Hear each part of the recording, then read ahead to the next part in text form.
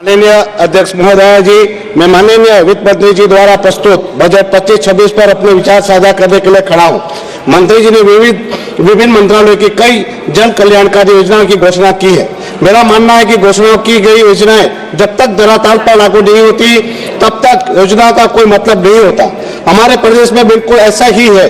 केंद्र की बहुत सारी योजनाओं का लाभ हमारे स्थानीय प्रशासन की इच्छा शक्ति के अभाव के चलते लोगों को नहीं मिल पा रहा है। सरकार अर्बन डेवलपमेंट करने की बात कर रही है, पर दुखद है कि हमारे पूरे प्रदेश में एक भी बस स्टैंड तक नहीं है। बस स्टैंड तो छोड़ो, बस स्टैंड के स्थान पर पीने के पानी एवं टॉयलेट की सुविधा तक नहीं है। ये इच्छा शक्ति का अभाव। सरकार समुद्र किनारे से 200 किलोमीटर तक मच्छीमारी के धंधे का विकास कराना चाहती है, पर हमारा प्रशासन तो समुद्र के तट से 200 फीट पर भी हमें मच्छीमारी का काम धंधा करने नहीं दे रहा है। दमन दीव में समुद्र किनारे मच्छी सुखाने की काठियां तोड़ दी गई है। समुद्र किनारे जो मच्छीमार अपने बोट की फटी जाली सिलते थे, उनको बंद करा दिया गया है। जहां पुर्तगाली समय से जिस स्थल पर बोट पार्क होती थी, वहां से मछुआरों की बिना नोटिस मछुआरों को दिए उनकी नावों को तोड़ ताड़ कर फेंक दिया गया, क्योंकि वहां हमारे प्रशासक जी को अपने मित्रों को गो कार्टिंग करानी है। सरकार 200 किलोमीटर की बात करती है और हमारा प्रशासन हमें 200 फीट पर काम धंधा नहीं करने दे रहा है। यह है इच्छा शक्तियों का भाव। हमारे प्रदेश में दीव के समुद्र में ड्रेजिंग की वर्षों की मांग का भी यही हाल है, जिसकी टेंडर प्रक्रिया पूरी हो चुकी है, पर काम अभी किन्हीं कारणों से शुरू नहीं हो पा रहा है। ऐसा ही हाल हमारे हार्बर का भी है। यही हाल हमारे प्रदेश के सारे प्रोजेक्ट का हो रहा है। सालों साल से पूरे प्रदेश के रोड खोद खाद के रखे गए हैं, काम पूरे ही नहीं किए जा रहे हैं। छोटे छोटे 2-3 किलोमीटर के रोड भी 5-6 साल से चलते ही जा रहे हैं। इसे कहते हैं इच्छा शक्ति का अभाव। एक छोटे से प्रदेश में IAS, IPS, IPS, दानिप्स जैसे 42 अधिकारियों की फौज के बावजूद केंद्र की ज्यादातर योजनाएं हमारे प्रदेश में लागू नहीं हो पा रही है। तो इतने सारे अधिकारी करते क्या है?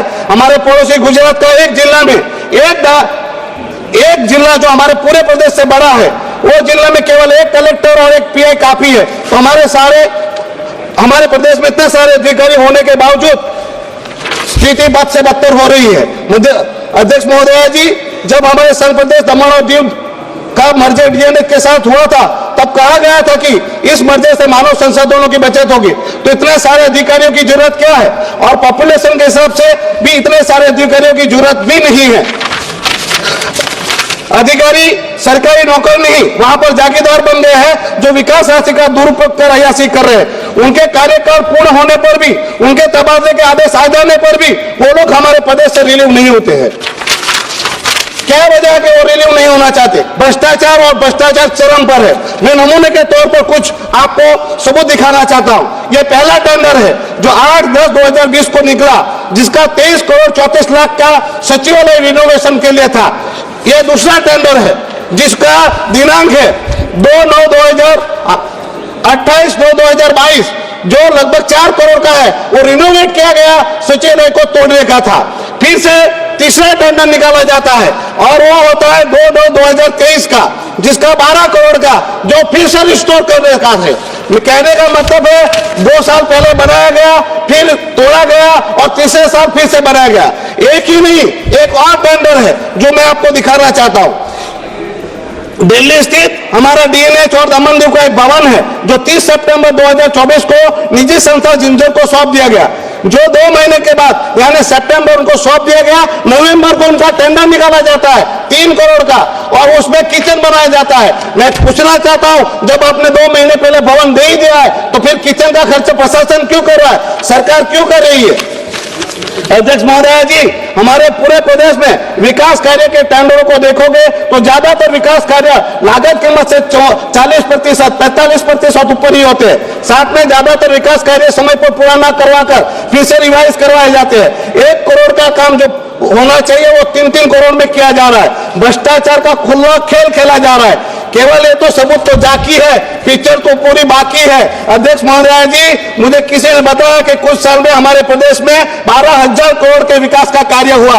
मैं आपको दावे से कहना चाहता हूं, इसकी निष्पक्ष जांच हो तो 12,000 करोड़ में से 6,000 करोड़ का भ्रष्टाचार निकलेगा।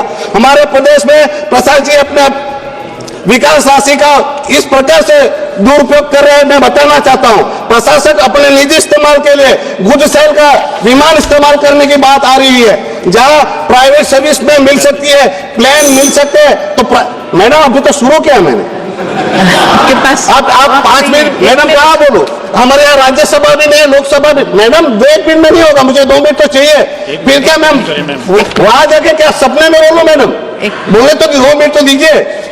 अध्यक्ष महोदय जी, सरकार से मांग करता हूं कि हमारे प्रदेश की विकास राशि का क्या गया, सीबीआई की जांच कराए। हमारे प्रदेश में जो अधिकारी की समीक्षा कर आर्थिक बोझ समान अतिरिक्त अधिकारियों का तुरंत काम किया जाए। मैडम मैं ये कहना चाहता हूं, सरकार गरीबों को आवास देना चाहती है और हमारा प्रशासन आवास देने की जगह लोगों के घर मकान तोड़ रहा है। सरकार मनरेगा जैसी माध्यम से रोजगार देने की बात करती है, पर हमारे यहाँ मनरेगा की स्कीम ही लागू नहीं है। सरकार हेल्थ को लेकर काफी चिंतित है, पर दुखद है कि हमारे प्रदेश में सरकारी हॉस्पिटलों में मुफ्त में इलाज नहीं मिलते। स्वराज्य संस्थाएं मजबूत होनी चाहिए। हमारे यहाँ स्टेट असेंबली नहीं है, तो स्वराज्य संस्था को मजबूत करना चाहिए। तो हमें 7-7 सालों से वहां पर फंड 3 दिए नहीं जा रहे। मैडम सरकार की आय बढ़ानी चाहिए, पर हमारे यहाँ विकास राशि से भवन बनाया जाता है, सर्किट हाउस बनाया जाता है, प्रोजेक्ट बनाए जाते हैं और वही भवन निजी हाथ में सौंप दिया जा रहा है। मैडम मैं सरकार से मांग करता हूं कि सरकार इस सारी बातों की संज्ञान ले।